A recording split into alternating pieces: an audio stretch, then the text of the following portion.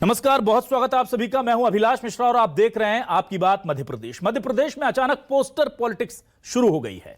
चुनावी मौसम है तो जाहिर सी बात है पोस्टर तो लगेंगे, लेकिन ये पोस्टर कुछ ज्यादा ही खास हैं। पहले पूर्व सीएम कमलनाथ के नाम पर आज सुबह जब पोस्टर लोगों ने भोपाल की दीवारों पर देखे, रीवा में देखे, तो लोग हैरान थे क्योंकि उनमें बाकायदा स्कैनर कोड देकर कमलनाथ सरकार के घोटालों के आरोप लगाए गए हैं। इसे लेकर बीजेपी और कांग्रेस में वार पलटवार का दौर चल रहा था कि अब शाम होते होते अचानक बीजेपी सरकार के खिलाफ पोस्टर लग गए। इसमें बीजेपी सरकार पर करप्शन के आरोप लगे हैं। अब इसके पीछे किसकी साजिश है, यह जांच का विषय है। लेकिन जो कमलनाथ को लेकर पोस्टर लगे थे, बीजेपी ने साफ तौर पर कहा था कि इससे हमारा कोई लेना देना नहीं है।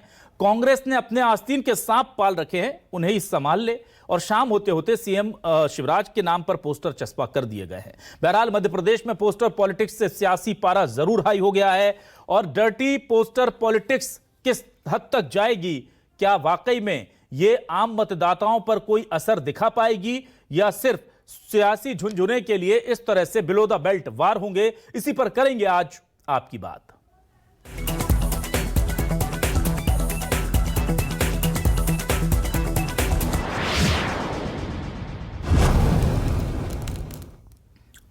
आज सुबह जब पूरे भोपाल में कई जगह पर कमलनाथ को लेकर पोस्टर लगे और उन्हें करप्शन नाथ बताया गया, तो उसके बाद बीजेपी पर कांग्रेस हमलावर थी। लेकिन बीजेपी साफ तौर पर कह रही थी कि इन पोस्टर से हमारा कोई लेना देना नहीं है। बीजेपी कह रही थी कि आपके अपने ही हैं जो आपको डुबाते हैं। ऐसे में बीजेपी और कांग्रेस कमलनाथ पर लगे इन पोस्टर पर कैसे आमने सामने आए, सुनिए। देखो, बीजेपी पे क्या आरोप लगा पाएगी? कांग्रेस आज तक एक आरोप का प्रमाण पत्र नहीं ला पाए।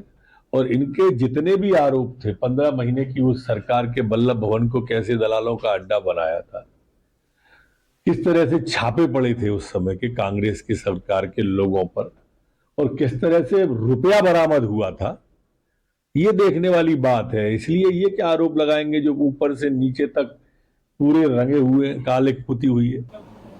प्रदेश की जनता मेरी गवाह है। एक भी भ्रष्टाचार का आरोप मेरे 47 साल जीवन में मेरे ऊपर नहीं लगा। आज ये पोस्टर लगा रहे, इनको शर्म नहीं आती कि इतनी निचली राजनीति में जाने के लिए।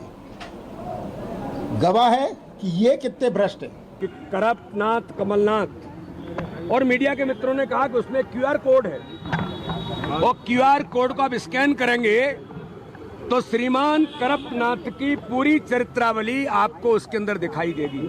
अब ये जनता जनार्दन ने अब किन्होंने इन सारी चीजों को किया होगा, ये तो मुझे लगता है कि कमलनाथ जी ही बता सकते हैं। मुझे लगता है कि इस प्रकार की साजिश भारतीय जनता पार्टी के किसी कार्यकर्ता द्वारा किसी बड़े नेता की साजिश पर की गई है। कमलनाथ जी का चाल चलन चेहरा सभी प्रदेश की जनता को मालूम है। कमलनाथ जी ने जो 15 महीने में प्रदेश के विकास के लिए कार्य किए वो प्रशंसनीय हैं, और आगामी 2023 के चुनाव में पता चल जाएगा। और आइए अब देखते हैं हमारे आज के सवाल क्या है। हमारे सवाल आपको दिखाते हैं जो मध्य प्रदेश की सियासत में पोस्टर राजनीति के बाद उठे हैं। कमलनाथ को बताया वांटेड, एमपी में क्यों बढ़ रही है सियासी हेट। पूर्व सीएम है वो और उन्हें लेकर किस तरह से पोस्टर। कांग्रेस बोली छेड़ोगे तो छोड़ेंगे नहीं। तो क्या अब शुरू होगा पोस्टर वॉर? जी हां, पोस्टर वॉर शुरू होने जा रहा है, यह तय था। बीजेपी बोली विवादित पोस्टर हमने नहीं लगाया, कांग्रेस को चाहिए आस्तीन के सांपों से खुद को बचाए। एमपी में पोस्टर की डर्टी पॉलिटिक्स, कमलनाथ को करप्शन नाथ बताने के पीछे किसकी है साजिश। और अब शाम होते होते शिवराज सरकार के खिलाफ भी, बीजेपी सरकार के खिलाफ भी इस तरह के पोस्टर मार्केट में चस्पा कर दिए गए।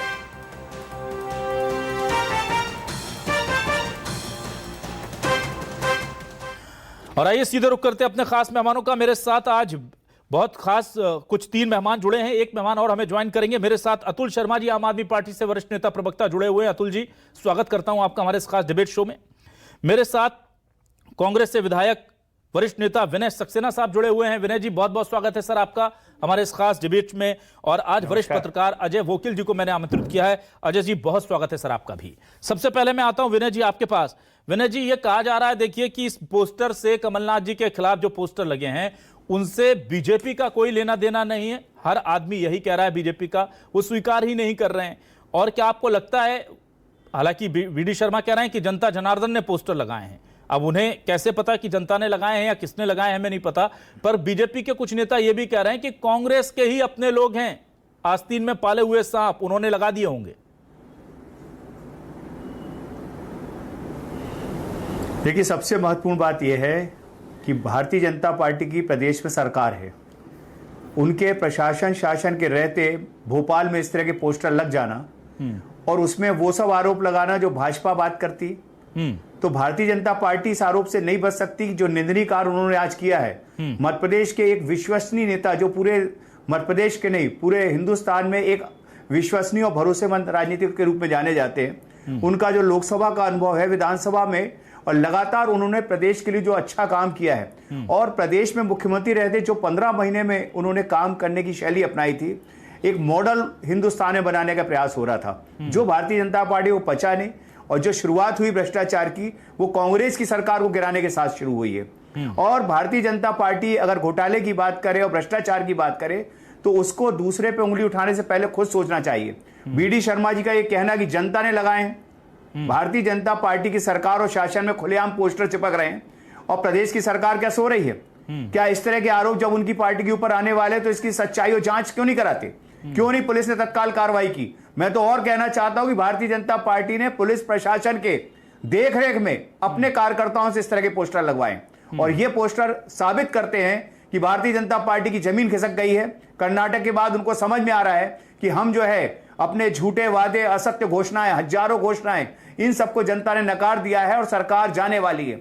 इसलिए इस तरह के नीचे स्तर की घटिया हरकतें कर रहे हैं। जो कमलनाथ जी का जो कद है, वो भारतीय जनता पार्टी के जो नंबर 1 और नंबर 2 नेता हैं, उनके कद के वो व्यक्ति हैं, उनका व्यक्तित्व उतना ऊंचा है, और वो तो 2014 में इस देश को पहचाने गए। लेकिन कमलनाथ जी तो उसके भी 20-25 साल पहले से उस स्तर पे काम कर रहे हैं, जो आज हिंदुस्तान के बड़े स्तर पे केंद्रीय मंत्री रहते हुए विनय जी, तो क्या आपने भी जवाबी पोस्टर लगा दिए? वीडी शर्मा जी का ये बयान कि जनता ने लगाया, इसका मतलब है कि उसमें कहीं ना कहीं दाल में काला है, और उसमें पूरा चरण भारतीय जनता पार्टी का। शाम को बीजेपी सरकार के खिलाफ भी पोस्टर लग गए। अगर कमलनाथ जी के खिलाफ पोस्टर बीजेपी ने लगाए हैं, तो क्या शाम होते होते आपने जवाब दिया है कांग्रेस पार्टी स्वीकारेगी इसे, या बीजेपी की तरह से दूरी बना लेंगे इससे? ना, कांग्रेस को ये घटिया काम करने की जरूरत नहीं है, क्योंकि जो हालात इस प्रदेश में हैं, जनता सामने आके जवाब देने के लिए तैयार बैठी हुई है। कांग्रेस को ये सब काम करने की आवश्यकता नहीं है। और आप एक बात मैं बोलना चाहता हूं, विधानसभा में भी हमेशा कहा जाता है कमलनाथ जी विधानसभा में आपको जवाब नहीं देते। कमलनाथ जी कहते मैं क्या इन घटिया बातों का जवाब दूं जो भारतीय जनता पार्टी करती।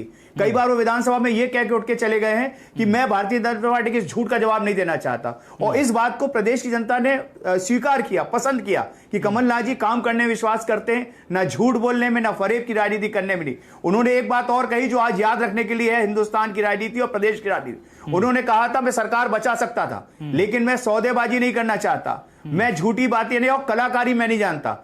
उन्होंने अभी भी कहा कि मैं झूठ में, कमलनाथ जी ने एक बात और भाषण में कही, प्रियंका जी के मंच पे कही उस दिन जबलपुर में, कि मैं किसी बात में अगर नहीं जीत सकता शिवराज सिंह से, तो मैं झूठ बोलने में नहीं जीत सकता, फर्जी घोषणाएं करने में नहीं जीत सकता, फर्जी वादे करने में नहीं जीत सकता।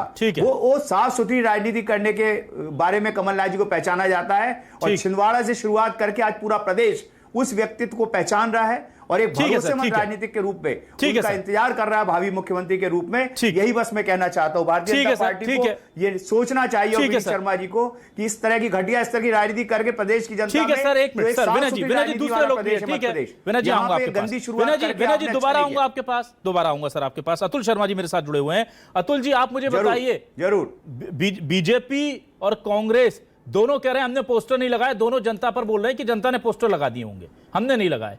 लेकिन ये जो पॉलिटिक्स शुरू हुई है, कभी कोड स्कैन करके आप घोटालों की लिस्ट देख लीजिए, तो कहीं सीधे तौर पर पिछले 15 से 18 सालों के भ्रष्टाचार को उजागर किया गया। आम आदमी पार्टी का इसको लेकर क्या कहना है? क्या यह जरूरी है ऐसा जनता के सामने किया जाना, और आपको क्या लगता है किसने किया है ये? देखिए, अगर कांग्रेस के नेता वांटेड हैं, तो बीजेपी के नेता, मंत्री और विधायक मोस्ट वांटेड हैं। थोड़ा पीछे से मुझे शुरू करना पड़ेगा, क्योंकि मामा जी पिछले 18 साल से कुंडली मारकर सत्ता पर काबिज हैं। तो अगर 2013 के घोटाले, व्यापम घोटाले की बात करें, पूरे प्रदेश ही नहीं, पूरे देश ही नहीं, पूरे विश्व का भर्ती के मामले का सबसे बड़ा घोटाला हुआ। आज भी जांच अधूरी पड़ी है। अगर 4 साल पीछे की बात करें तो बुंदेलखंड को नल जल योजना के तहत 100 करोड़ रुपए पैकेज के रूप में दिए गए। 78 करोड़ का उसमें भ्रष्टाचार उजागर हुआ। 15 अफसरों पर जांच की कार्यवाही के आदेश हुए, लेकिन ये तार कहीं न कहीं विधायक और मंत्रियों तक पहुंच रहे थे। ये जांच भी ठंडे बस्ते में चली गई। पोषण आहार घोटाले की बात कर लीजिए, सरकारी स्कूल के बच्चों के यूनिफॉर्म के घोटाले की बात कर लीजिए, एनएचएम घोटाले की बात कर लीजिए, शिक्षा भर्ती घोटाले की बात कर लीजिए, और एक ताजा तरीन घोटाला महाकाल लोक निर्माण घोटाला। सबसे ताजुब की बात है अभिलाष जी की महाकाल लोक का निर्माण जो है वो नगरीय प्रशासन विभाग एवं मंत्रालय के अंतर्गत आता है, और इस समय नगरीय प्रशासन मंत्री हमारे भूपेंद्र सिंह जी हैं जी। और उनपे आय से अधिक संपत्ति का खुलासा हुआ है।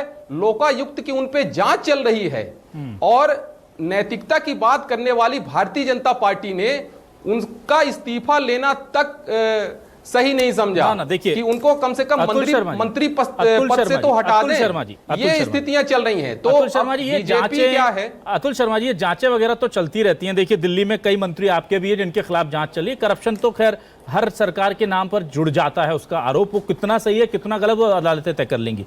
मैं आपसे बस इतना जानना चाह रहा हूं, क्या ये जो पोस्टर पॉलिटिक्स हो रही है ये आप इसको ठीक मानते हैं या नहीं? आपको लगता नहीं ये गलत हो रहा है या सही हो रहा है? आम आदमी पार्टी का क्या स्टैंड है इसलिए? देखिए क्या है कि अब चुनाव का समय नजदीक आ रहा है जी। तो अब हेट स्पीच, पोस्टर वार, ये दोनों पार्टियों की तरफ से देखने को पर्याप्त मात्रा में मिलेंगे। हाँ। और आपने रीवा की बात कही, भोपाल की बात कही, ये पूरे प्रदेश में अब ये चलेगा। हेट स्पीच का दौर चलेगा, पोस्टर वार का चलेगा। आम आदमी पार्टी ने ये कभी नहीं किया है और कभी नहीं करेगी। हमारा संवाद जनता से ही रहता है और हम जनता पे जाएंगे। ठीक है, मैं घनश्याम पिरोनिया जी हमारे साथ जुड़ चुके हैं, बीजेपी के वरिष्ठ नेता, उनका स्वागत करता हूं, उनके पास आता हूं।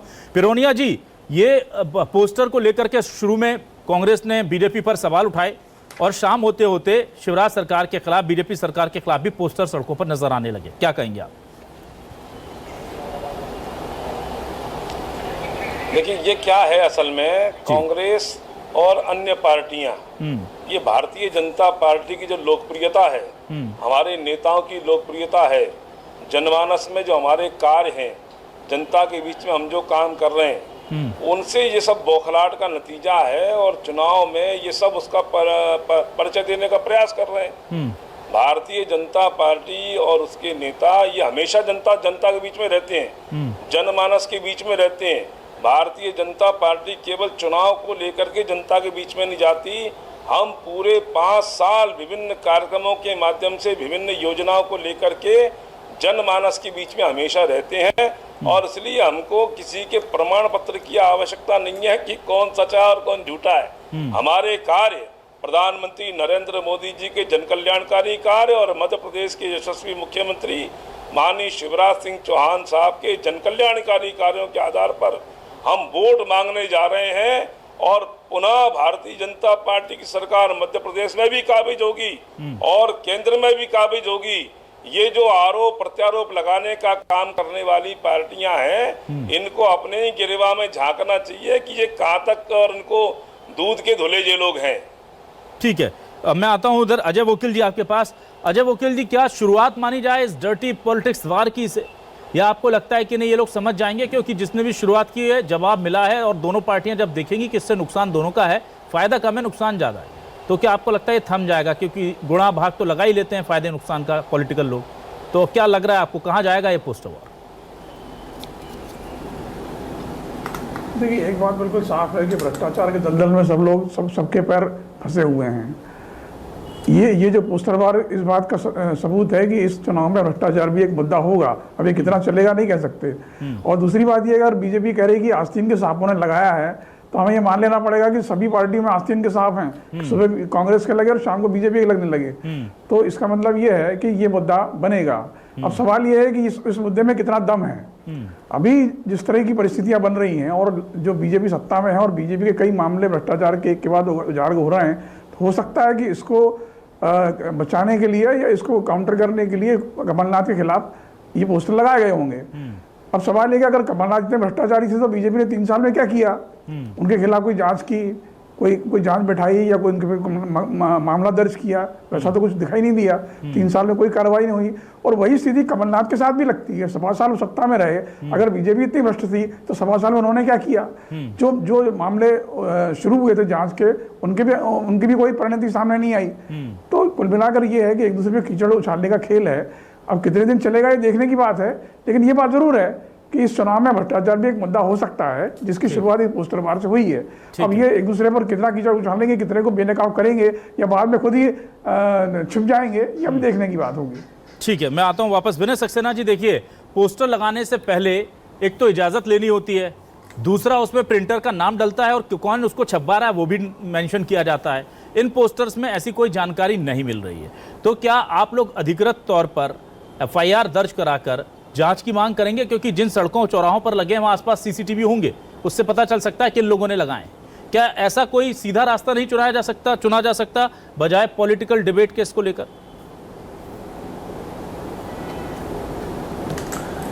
आपकी बात बिल्कुल सही है अभिलाष जी। और आज दिन भर कांग्रेस ने इसके खिलाफ धरना दिया, FIR करने की मांग करी। भारतीय जनता पार्टी उल्टा कांग्रेस पे FIR करने की मांग लेके बैठी हुई थी भोपाल में। जबलपुर सहित पूरे प्रदेश में कल एक बहुत बड़ा धरना पूरे प्रदेश पे होने जा रहा है, जो कांग्रेस पार्टी डिक्लेयर किया है। और उस पे ये मांग प्रमुख रहेगी, इस पे FIR हो और जांच करे। अगर भारतीय जनता पार्टी सुशासन की बात करती है, उनका अगर प्रशासन और शासन में कोई तंत्र में कोई उनका नियंत्रण है, तो ऐसे काम करने वाले पकड़े क्यों नहीं जाते? यही हालात है मध्य प्रदेश के कानून की, कि एक अंधा राज चल रहा है जहां पे कोई कुछ भी करता है। कांग्रेस के खिलाफ पोस्टर लग जाते हैं, भाजपा के खिलाफ लग जाते हैं अगर मान लीजिए, और आपका प्रशासन सो रहा है, कुंभकर्णी नहीं, तो दोषी कौन है?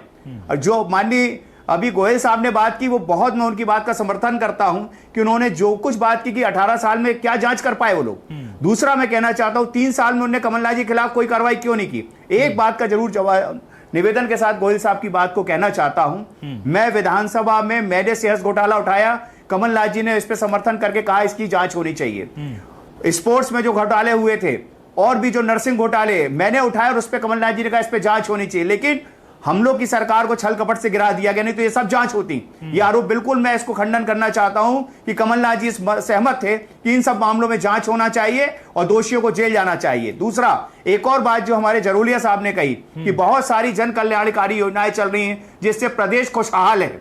इस प्रदेश में नर्सिंग घोटाला हो रहा है, ई टेंडर घोटाला हो रहा है, भगवान महाकाल को नहीं छोड़ा, भगवान महाकाल की जो मूर्तियां हैं वो गिर रही हैं। इसके साथ और कई जन कल्याणकारी योजनाएं चल रही, मेडिकल विश्वविद्यालय घोटाला चल रहा है, पौधारोपण घोटाला चल रहा है, सिंहस्थ घोटाला सामने है, विश्वविद्यालय में भर्ती घोटाला रीवा का सामने आया है। सबूत मांगते हैं। मैं यही तो कह रहा हूं कि आपने महाकाल को नहीं छोड़ा, यही मैं कहना चाहता हूं।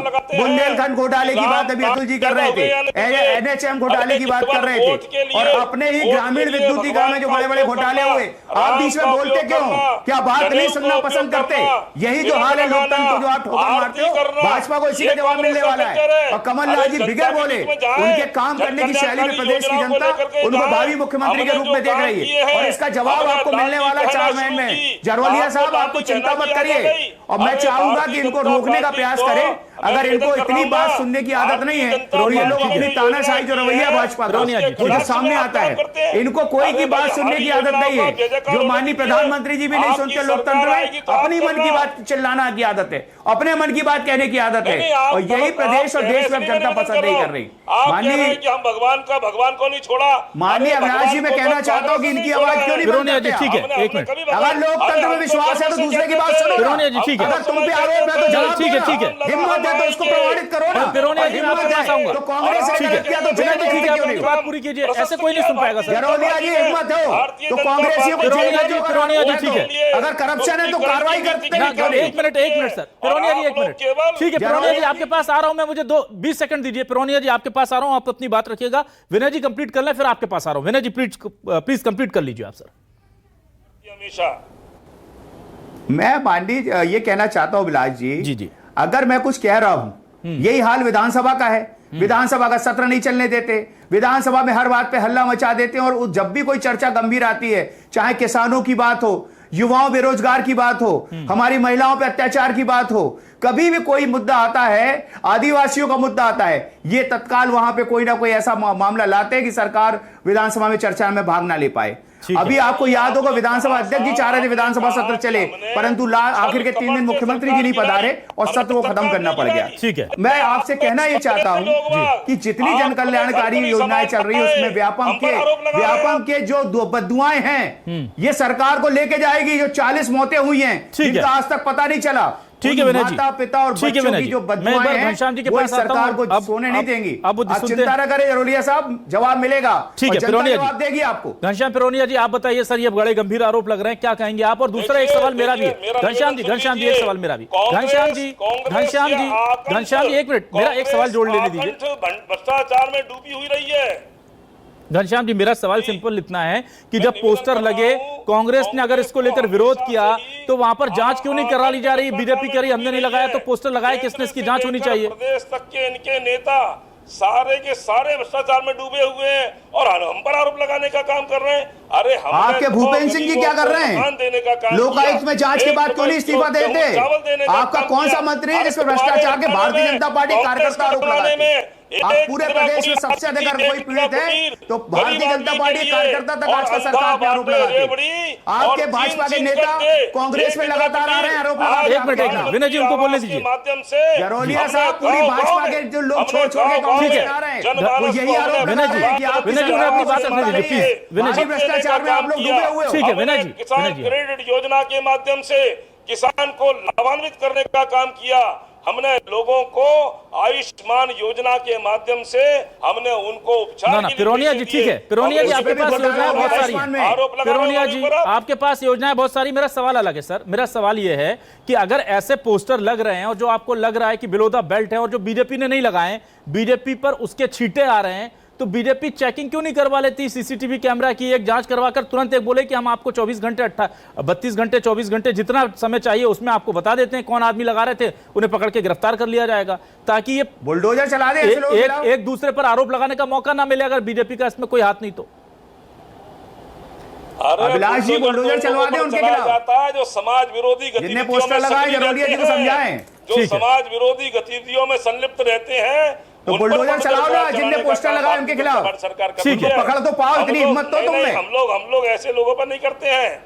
और मैंने कहा आपसे कि कांग्रेस को तो वजह ना आप लोग क्या करते हो पूरा प्रदेश देख रहा है। ठीक है, चिंता मत करिए। ठीक है जो मिलिया कोई और जो तन खोजा अपना सो मुझसे बुरा ना कोई। कांग्रेस तो आकाश डूबी हुई है, कांग्रेस तो भ्रष्टाचार की जन्नी है। ठीक है, लगा ले ऊपर से नीचे तक देख ले इन लोगों के। ठीक है पिरोनिया जी, ठीक है। मैं आता हूं अतुल शर्मा जी, मुझे ये बताइए क्या आपको ये लगता है कि इस तरह के पोस्टर्स लगाए जाना ये दरअसल वैसे भी गलत है और प्रशासन इस पर पैनी नजर रखनी चाहिए प्रशासन को, खासतौर से जब चुनाव नजदीक है, क्योंकि ये तो एक पार्टी विशेष के लिए है, कल को समाज में विद्वेष फैलाने वाले पोस्टर लग सकते हैं, तो उसकी छानबीन करके इस मामले का पटाक्षेप हो जाना चाहिए। दोनों पोस्टर चाहे वो बीजेपी सरकार के खिलाफ लगे हों चाहे कांग्रेस के, लगाने वाले जो उन पर कार्रवाई होनी चाहिए, क्योंकि नियमों का उल्लंघन तो हुआ है। हाँ, नियम का उल्लंघन कहीं ना कहीं हुआ है और जांच कराने की जहां मांग अगर हम करें तो बीजेपी जांच कराने में तो अभी तक फिसड्डी साबित हुई है पूरे देश में। इनकी जांचें केवल विपक्ष पार्टी तक ही सीमित रहती हैं। और अगर भ्रष्टाचार की बात करें तो भ्रष्टाचार इन दोनों पार्टियों ने खूब किया है और आम आदमी पार्टी जो है तो वो यही कहना चाहती है कि ये दोनों पार्टियां मध्य प्रदेश में काबिज रही हैं। बीजेपी की वर्तमान में सरकार चल रही है, तो आपको अगर बैनर पोस्टर लगाने ही हैं तो आप नियमबद्ध तरीके से और आपने जो काम किए हों उनके लगा दीजिए। आपने कितने युवाओं को रोजगार दिया उनके लगा दीजिए, हम भी जानना चाहते हैं। हमको भी ये बहुत जानने में बहुत दिलचस्पी है कि आपने कितने युवाओं को रोजगार दे दिया। आप पोस्टर लगाना ही चाहते हैं तो आप एकदम बेस्ट क्वालिटी के जो आपने निर्माण कराए हों आप उसके पोस्टर लगा दीजिए। आदिवासियों के लिए कुछ काम किया हो उसके पोस्टर लगा दीजिए।